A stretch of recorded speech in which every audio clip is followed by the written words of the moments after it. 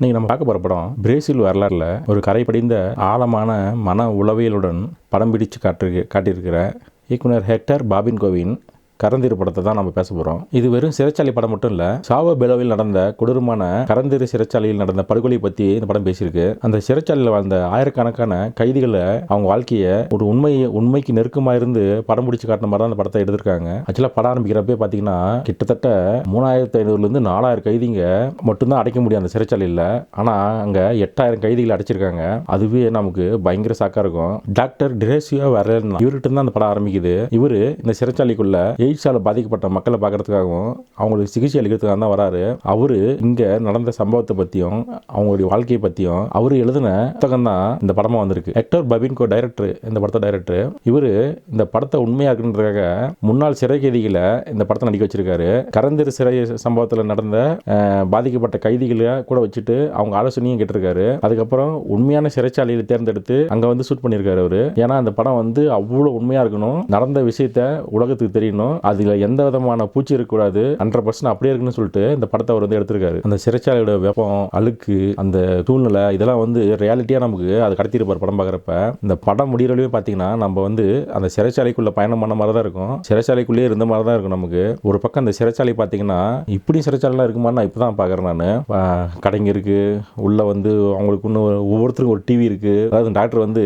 Night work முடிச்சுட்டு rounds போவார், அப்படியே பார்த்துட்டு வெளியே போகிறதுக்கு போவார். ஒவ்வொரு ஓட்டையா தூக்கி பார்த்துட்டு போவார். ஒரு ரூமில் ஒருத்தர் சமைச்சு சாப்பிட்டு இருப்பாரு. ஒரு ரூமில் ஒவ்வொருத்தருக்கும் டிவி தனித்தனியாக இருக்கும், 5 டிவி இருக்கும். இன்னொரு இடத்துல பார்த்தீங்கன்னா ஒரு ட்ரக்ஸ் இந்த மாதிரிலாம் யூஸ் பண்ணிட்டு இருப்பாங்க. இன்னொருத்தர் வந்து பார்த்தீங்கன்னா கையில் வந்து ஒரு நடமான கடவண்டி தள்ளி விட்டு பொருள் வித்துட்டு இருப்பாரு, சிகரெட் என்னமோ அது மாதிரி வித்துட்டு இருப்பாரு. பார்த்தா கிட்டத்தட்ட அது ஒரு சிறைச்சாலை மாதிரி இருக்காது, ஒரு வீடு மாதிரி தான் இருக்கும். ஆனால் அதுக்கு பின்னாடி ஒரு பெரிய சோகமும் இருக்குது. இல்லை அதை இந்த டைரக்டர் நமக்கு ஆரம்பத்தில் அப்படி சந்தோஷமா கடத்திட்டு போற மாதிரி போயிட்டு அது கடிச்சா உடைக்கிறப்ப நமக்கு அது நம்ம மனசு தாங்க முடியாது. என்னாலே வந்து நான் ரொம்ப நாள் கழிச்சு சில படம் மட்டும் தான் வந்து நம்ம அந்த வேலைகளுக்கு கூட்டு போயிட்டு நம்ம நிஜமா வீட்டில் இருக்குமா இல்லை வெளியே இருக்குமா எங்கே இருக்குன்றது தெரியாமல் போயிடும் நமக்கு கொஞ்ச நேரத்துக்கு. அது இந்த படம் எனக்கு கொடுத்துச்சு. கொஞ்ச நேரம் நான் மைண்ட் பிளாக் ஆகிடுச்சு.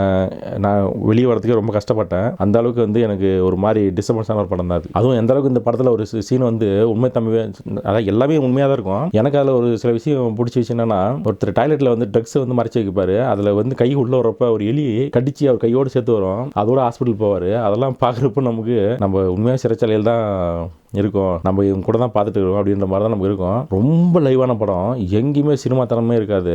ஒவ்வொருத்தருக்குமே ஒரு பேக் ஸ்டோரி கொடுத்துருப்பாங்க. அந்த பேக் ஸ்டோரிக்குள்ள அவ்வளோ கதைகள் இருக்கும். ஒவ்வொருத்தருக்கும் ஒரு நாயம் இருக்கும், ஒரு தர்மம் இருக்கும். ஒரு பக்கம் வந்து இவங்களும் தப்பு பண்ணியிருப்பாங்க, அந்த அந்த சூழ்நிலையை வந்து இவங்களை வந்து குற்றவாளியாக மாற்றிருக்கோம். இப்படி ஒரு கதாநாயக பிம்பத்துக்குள்ளே போகாமல் இவங்க வந்து எடுத்துக்கிட்ட கதையை அந்த நடந்த சம்பவத்தை உண்மையாக சொல்லணும்னு சொல்லிட்டு அந்த கைதிகளுடைய வாழ்க்கையில் நடந்த சம்பவத்தை மேக்சிமம் இருக்கிற முக்கியமான பிரச்சனைகளை கையில் எடுத்துட்டு அவங்களுடைய பேக் ஸ்டோரிலாம் வச்சதெல்லாம் பார்த்தீங்கன்னா படத்தில் பயங்கரமான ஹைலைட். அதுதான் வந்து படத்துக்கு பெரிய பிளஸ்ஸாக இருந்துச்சு. இதில் நடிச்சவங்க எல்லாருமே பார்த்தீங்கன்னா அவ்வளோ ரியாலிட்டியாக இருந்தாங்க. எனக்கு வந்து கொஞ்சம் ஷாக் ஆயிடுச்சு. எனக்கு என்னன்னா உண்மையாக நம்ம சிறைச்சாலைக்குள்ள தான் இருக்குமா இல்லை இவங்க வந்து சிறைச்சாலையிலேருந்து கூட்டுட்டாங்களான்னு நினைச்சேன். ஆனால் மேக்ஸிமம் இருக்கிறவங்க எல்லாமே தொழில்முறை நடிகர்கள் தான். ஆனால் சில பேர் வந்து அந்த உண்மைத்தன்மைக்காக வந்து பார்த்தீங்கன்னா சிறை கைதிகள் வந்து உண்மையாகவே வந்து பயன்படுத்தியிருக்காங்க. அதுதான் அந்த படத்துக்கு ஒரு பெரிய பிளஸ்ஸாக இருந்துச்சு. இந்த படத்தில் குற்றவாளிகளை சந்திக்கிறதுக்கு அவங்க குடும்ப உறுப்பினர்லாம் வராங்க.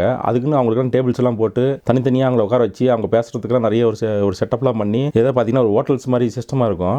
அது என்னன்னா 7.210/84 அப்படின்னு ஒரு சட்டத்திட்டம் இருக்கு அவங்களுக்கு. அது என்னன்னா அது வந்து குடும்பத்து மீதான ஒரு பாசத்தை அதிகாரிக்கிறதுக்கும் குற்றங்கள் நடக்காம தடுக்கிறதுக்கும் இவங்க இன்னும் குடும்ப அமைப்புக்குள்ள தான் இருக்காங்கன்றத அவங்களுக்கு எப்பயுமே உண்டாக்கிட்டே இருக்கிறதுக்கும், இது இல்லாம அவங்கள வந்து இதில் அந்த உடலுறவு அவங்க வச்சுக்கிறதுக்கு அவங்க அனுமதி கொடுத்துருக்காங்க. அது எதுக்காகனா அவங்க கைதியோட மனித உரிமை, பாலியல் உரிமையை பாதுகாக்கிறதா அவங்க சொல்றாங்க.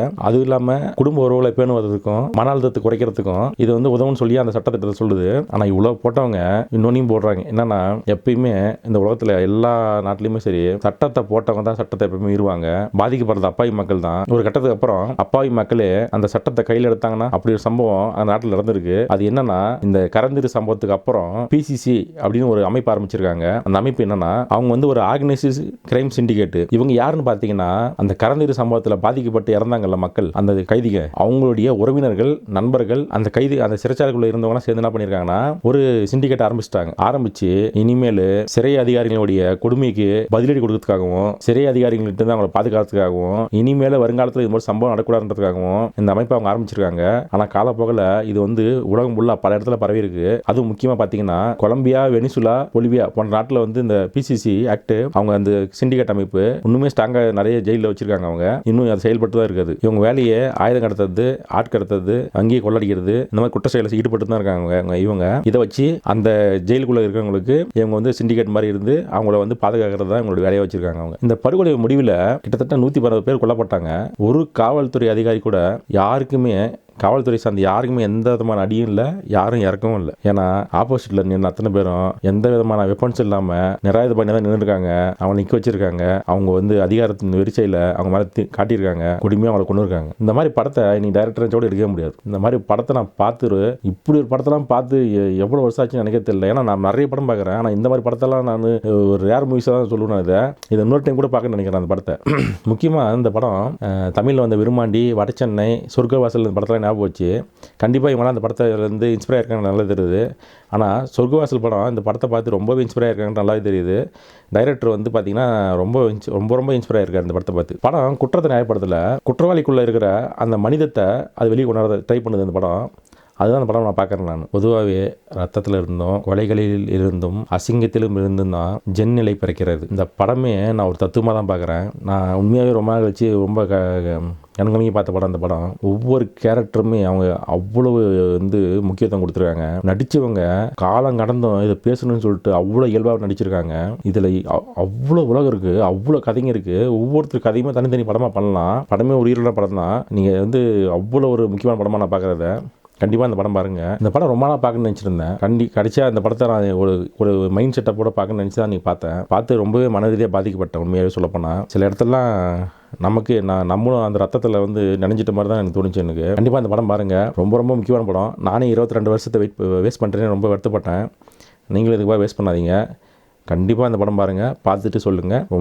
ரொம்ப முக்கியமான படம் இது. காலம் கடந்து பேசிகிட்டே தான் இருக்கும். இது விசாரணை, தமிழில் வந்த விசாரணை. இந்த படம் கூட ஞாபகம் வச்சு எனக்கு உண்மையாகவே. ஏன்னா விசாரணை எனக்கு பெரிய பாதிப்பு பிடிச்சி, அதோட இந்த படம் எனக்கு அதிகமான பாதிப்பு கொடுத்துருக்குன்னா அப்போ நீங்கள் விசாரணை படம் பார்த்தவங்களுக்கு புரியும் இந்த படம் எந்த விதமான பாதிப்பு நம்ம கொடுக்கும் அப்படின்னு நினைப்பீங்க. கண்டிப்பாக நீங்கள் இந்த படம் பாருங்கள். நன்றி, தேங்க்யூ.